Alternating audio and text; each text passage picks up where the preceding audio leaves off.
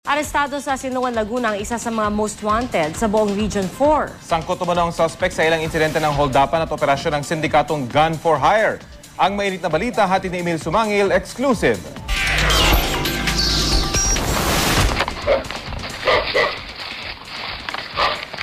Sinalakay ng puwersa ng Laguna Provincial Police Special Task Group ang sinasabing hideout ng isa sa mga most wanted suspect sa Region 4 sa bulubunduking bahagi ng Siloan, Laguna, makaraang makipagtulungan sa pulisya ang isang impormante.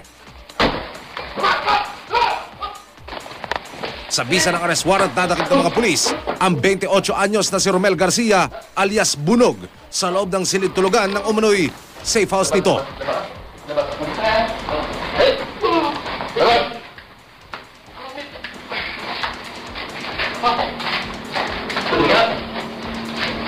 Bumalik dito.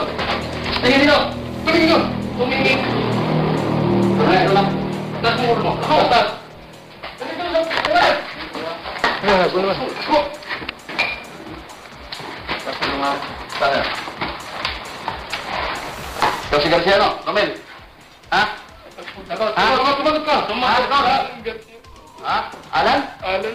Romel Garcia ka, di ba? Tupo ka mo. Ha? Alan Garcia po ako. Ha? Alan Garcia. Ano? Ano mo? Saan ka? Ano to? Totoo po yan. Ha? Ayon sa Laguna Police, lumutang ang pangalan ni alias Bunog matapos na masangkot siya umano sa operasyon ng holdapan at sindikato ng Gun for Hire na nag-ooperate sa Southern Tagalog. Dumating sa Laguna Police Headquarters ang pamilya ng sinasabing mga naging biktima ng grupo ni alias Bunog. Hinuld up po niya mga yan, hinuld up. At binaril sa batok, lampasan po dito sa may noo. At yung po sekretary ko binaril naman dito sa may sentido.